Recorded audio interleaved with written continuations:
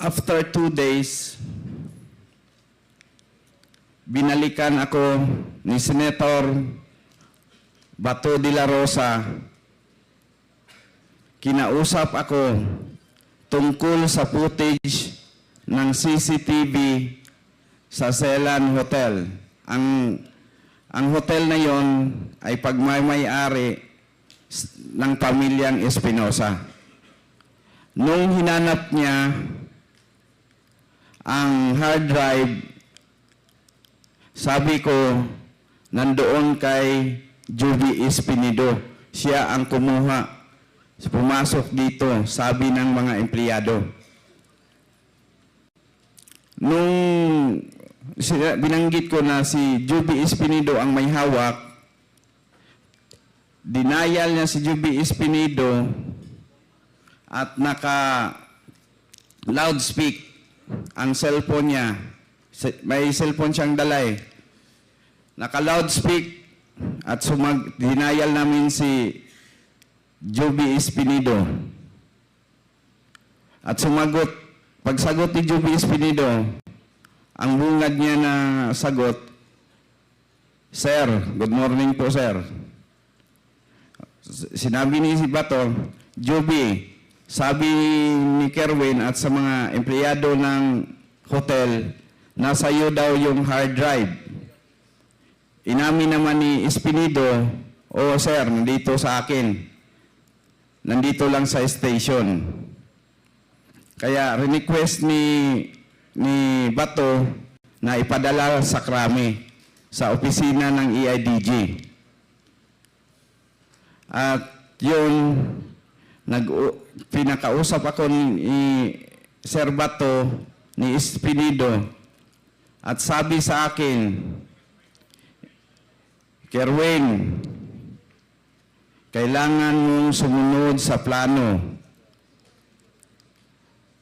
Basta hindi ka sumunod, basta di ko musunod ko no, ang nahitabo sa akong amahan, maosay mahitabo kanako.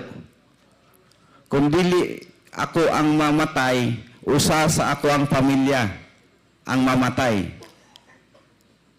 Ako, nisunod ko ninyo, sir.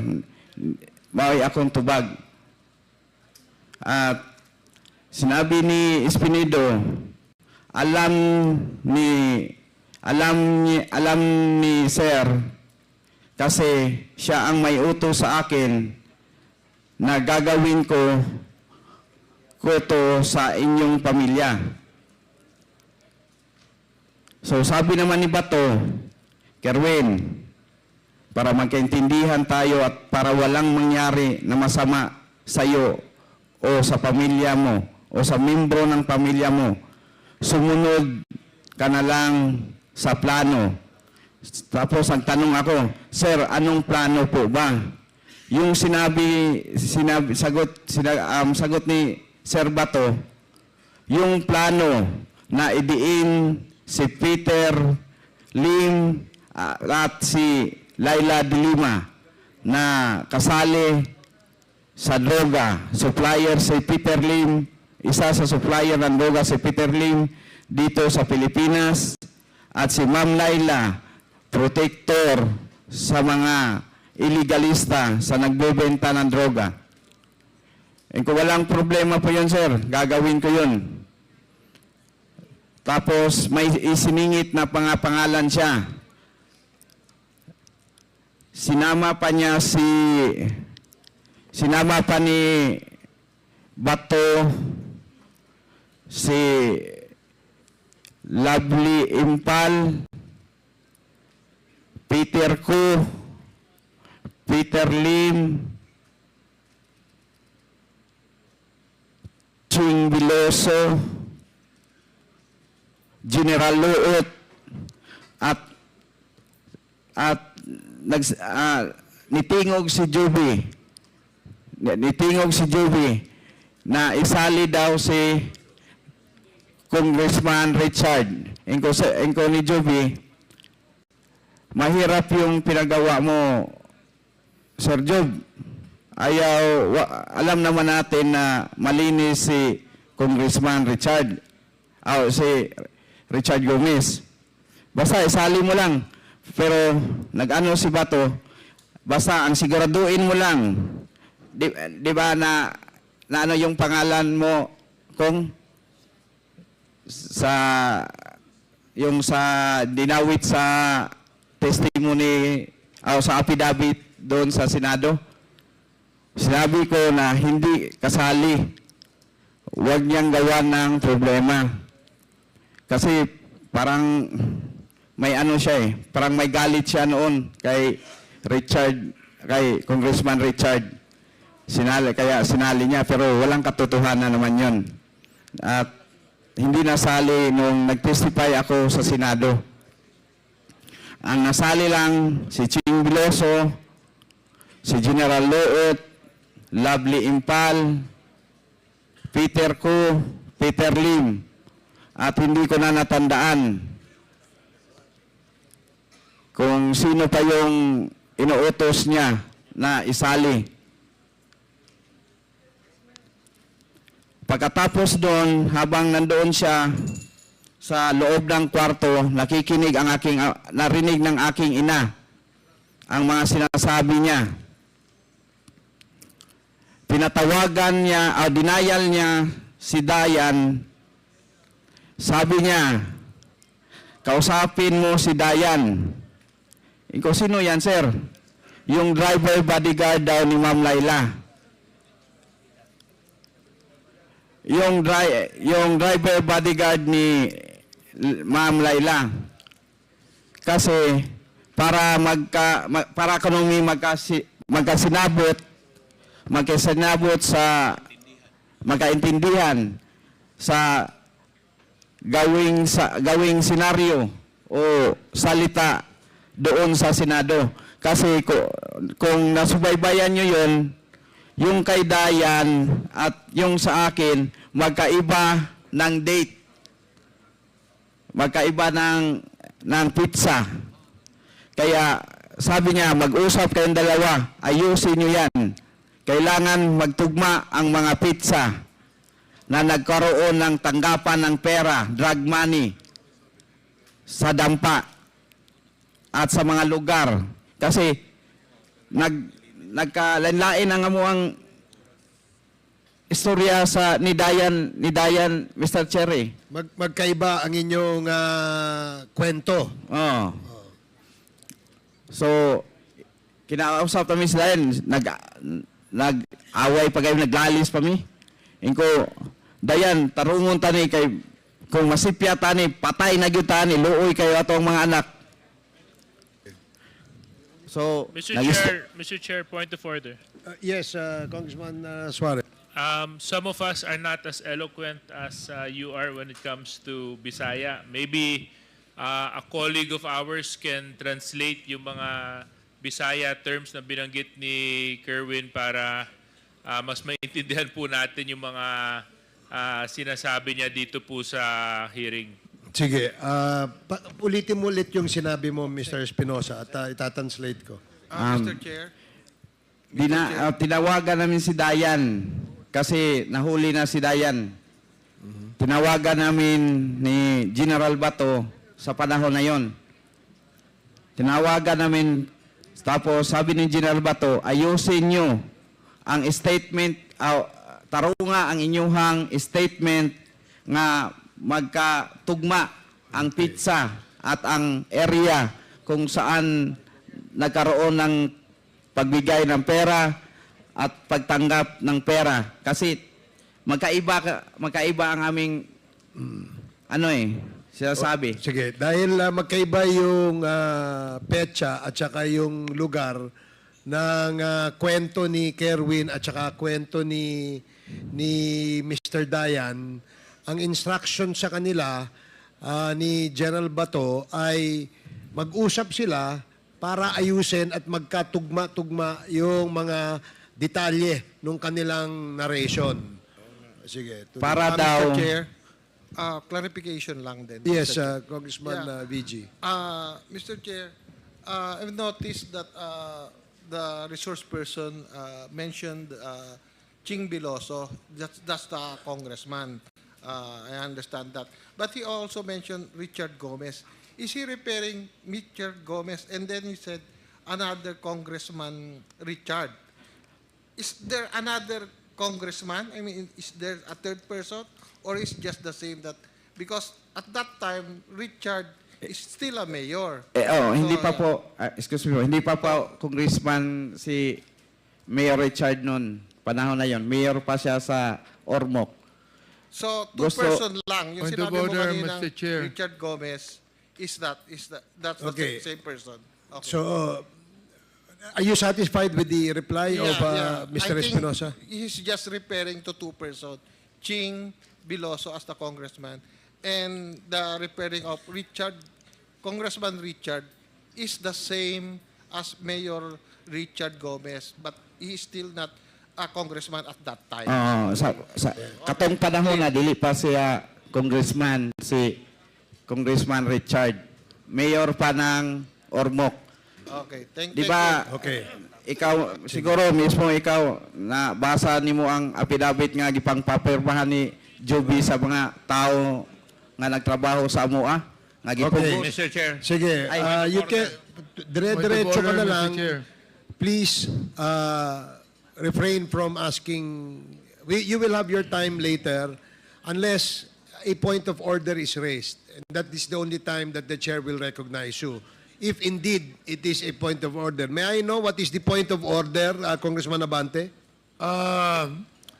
First of all, I think that Mr. Espinosa should always address the chair before he speaks, and that he ought to let the congressman finish his statement first. So, may I also request, Mr. Chair, that before any questions can be asked, that Mr. Kerwin would be able to finish his narration.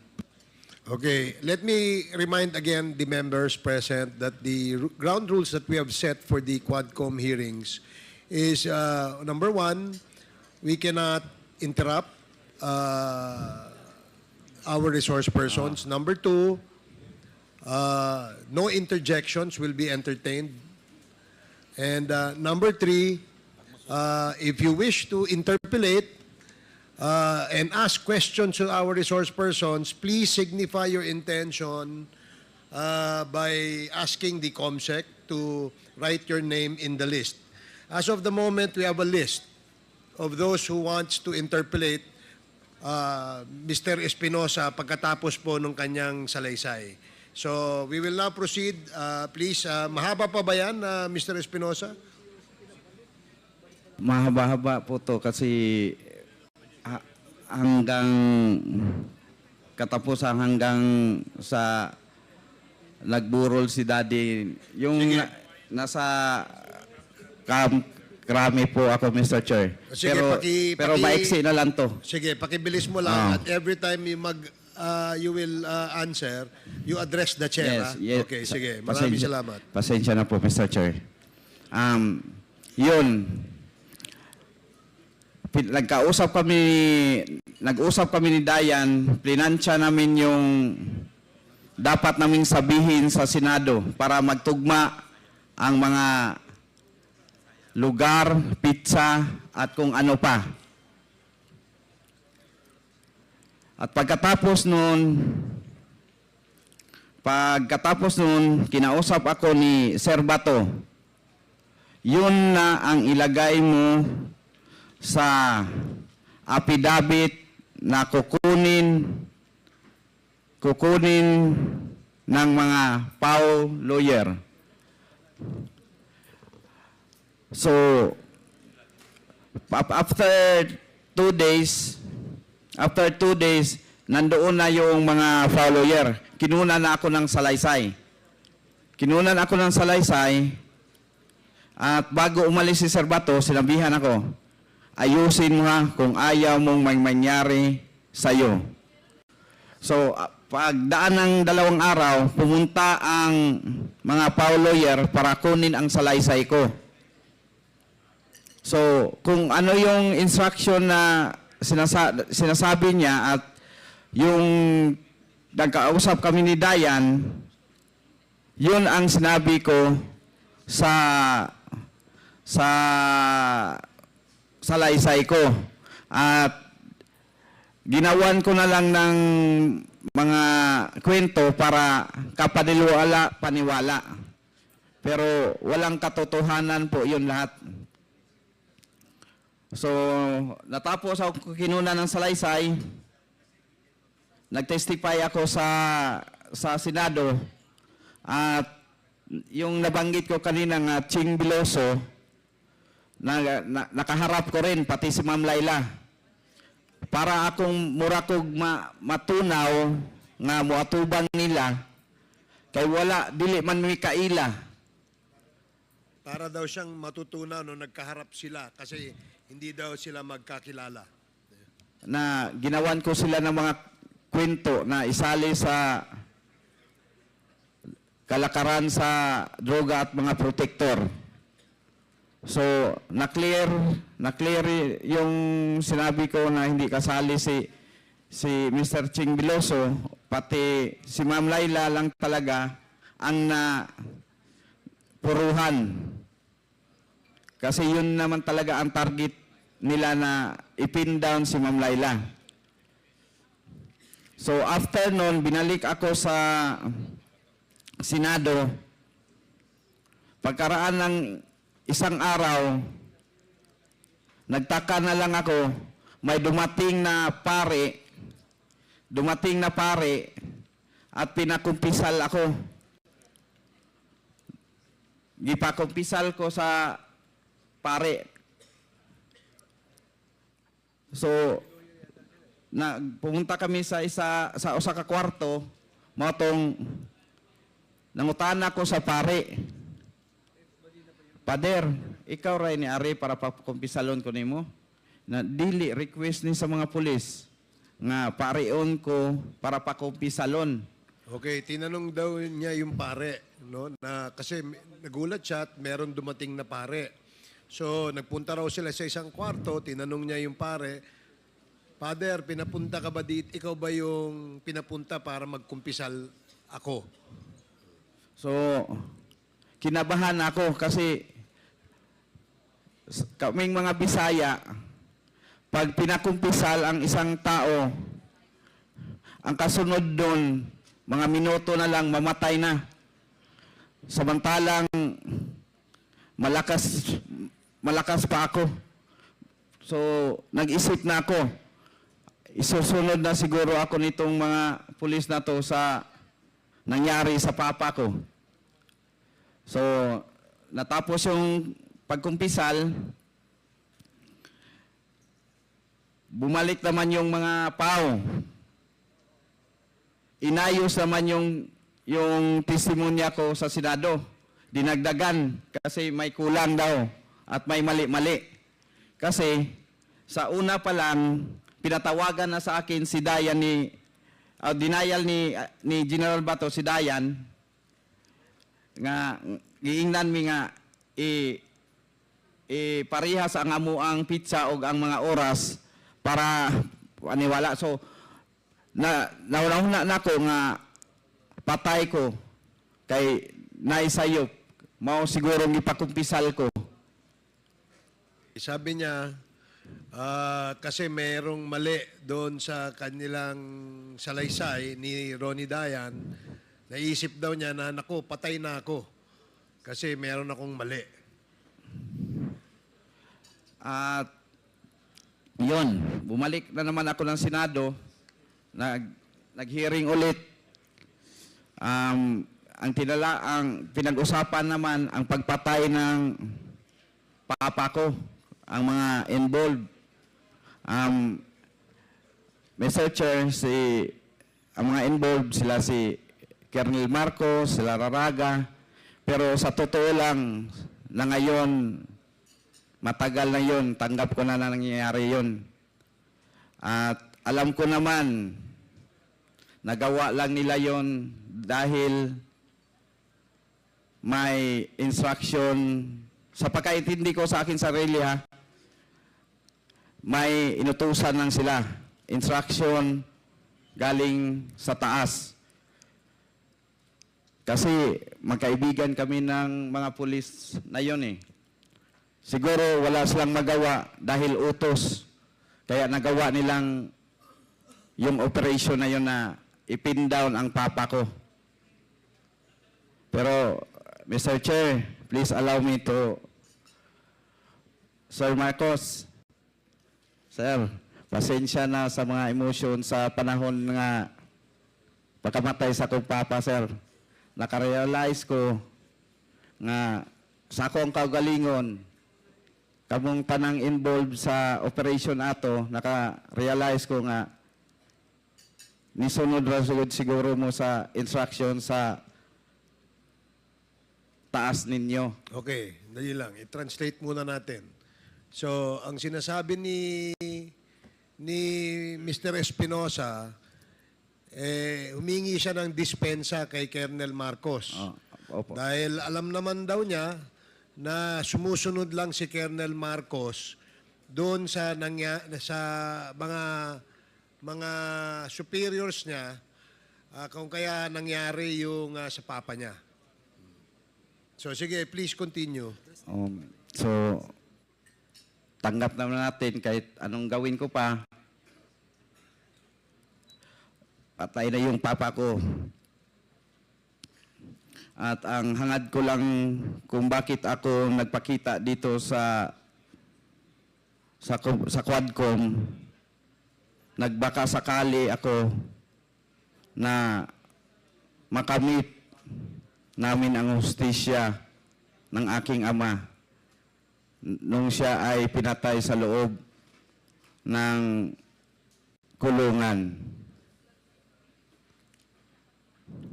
So nagharap-harap kami nila Sir Marcos, nila Sir Laraga.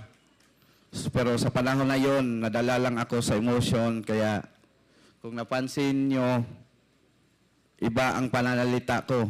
But I realized while nakapiit ako doon sa kulungan ng 7 taon, muntik pa akong namatay sa 7 taon na yon. Giatake ko, nakasinati ko og atake sa kolesterol. Na inatake raw siya sa loob ng kulungan. Kaya medyo kuan akong sinultian mo, pilit-pilit, kay tungod giatake man ko. Kaya daw ganun yung kanyang salita. Medyo parang pilipit daw. So, Mr. Chair, Sir Marcos, peace na tayo, sir. Naintindihan ko na yon pangyayari. Siguro, sa sariling opinion ko, you're just following an order. O may tao sa likod mo sa Mr. panahon na yon. Mr. Chair, can we remind the resource person to address the chair on all the answers that you wanted to ano? Bago ka pumunta sa ibang tao dito, magpaalam ka muna dito sa Opo, chat. opo. Okay, tapos ka na ba? Tapos Okay, na. sige. Okay. So now that he has already concluded his statements, meron ho tayong listahan ng gusto pong magtanong kay Mr. Espinosa. And number 1 on the list is Congresswoman Jinky Luistro. You are now recognized. Thank you, Mr. Chair. Before that, just a reminder, every member who wish to interpolate will be given 5 minutes, 10 minutes, I'm sorry. Yung 10 minutes na yon, hindi ho kasama yung reply nung sasagot. So, and no interjections. Let me reiterate that there are no interjections dito para magkaroon kayo ng enough na time para makapagtanong. Congresswoman Luistro, you're now recognized. Please proceed. Thank you. Can you please confirm if you are the same Roland Eslabon Espinosa, a.k.a. Kerwin? Kayo po ba ito? Opo. Yes po, Your Honor. And do you confirm the truthfulness of the contents of this affidavit? Opo, Your Honor. Hindi po ba kayo tinakot, binayaran, pinakiusapan, pinangakuan para gawin ang salaysay na ito? Wala pong nangyari na ganyan, kundi ako mismo nagpatulong sa abogado ko na magpunta dito sa mga congressman para nagbaka sakali ako na makamit na ang mga nabiktima ng EJK sa nakaraang administrasyon. Kerwin, kanina, while you were delivering your opening statement, I observed that you were crying. Umiiyak ka. Can you please enlighten us why? Kasi sa panahon na nandun ako sa EIDG, na nakaburol ang papa ko, humiling ako sa mga pulis doon na sana pagbigyan nila ako na makauwi.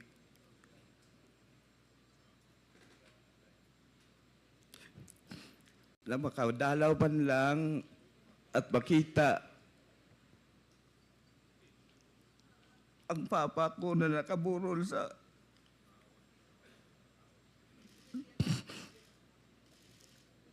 Kerwin, of course, you believe that your father, the late Mayor Espinosa, is a victim of ruthless killing. Is this your position, Kerwin? Yes po. Pero alin ba yung mas nakakaiyak? Yung pagkamatay ni Mayor Espinosa o yung hindi kanila pinayagan na madalaw ang burol niya? Pareho po yung dalawa na hindi ako pinayagan na makauwi sa lugar namin para makita sa kahuli-hulihan na panahon ang daddy ko.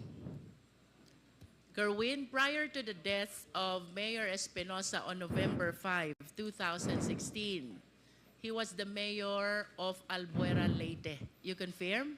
Yes po. Pang ilang taon po ba niya na mayor ng Albuera during that time?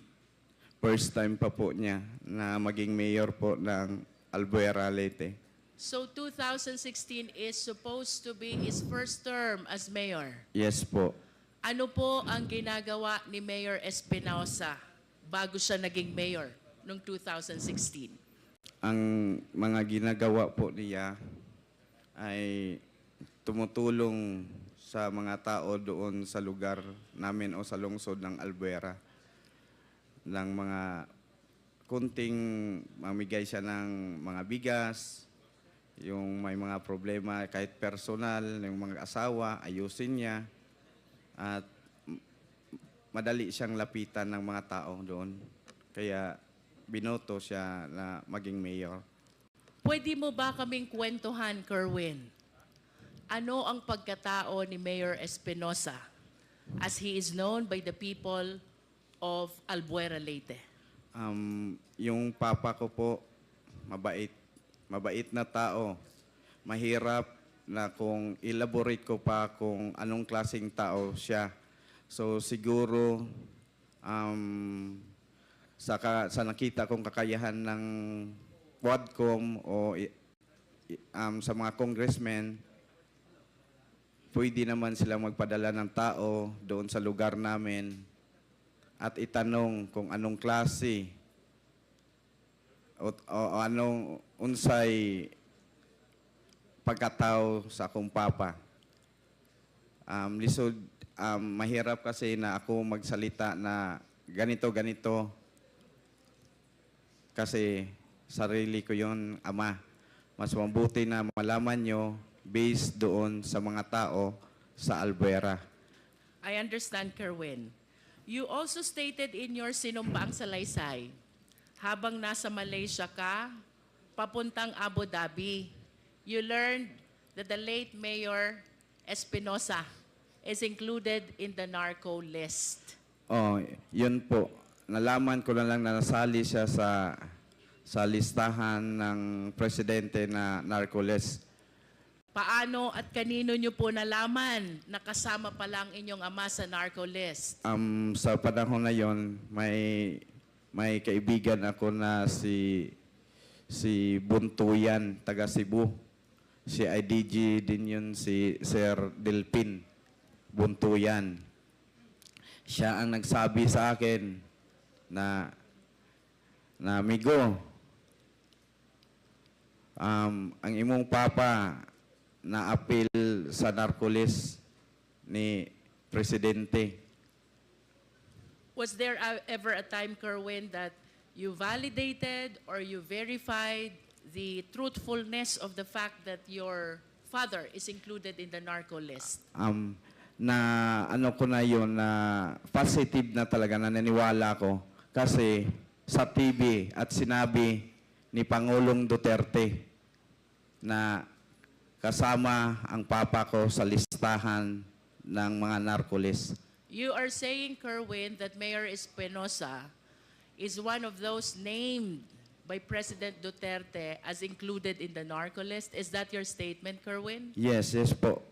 And that is the reason why you conclude already that indeed your father is among those in the narco list. Yes, Tama ba? yes po, yes po. There are three important statements you made in your sinumpaang salaysay which really captured my attention. First, Kerwin, is the raid which happened in the house of your late father in August 2016. You mentioned in your affidavit that the guns, the explosives, and the drugs were all planted, and you were certain because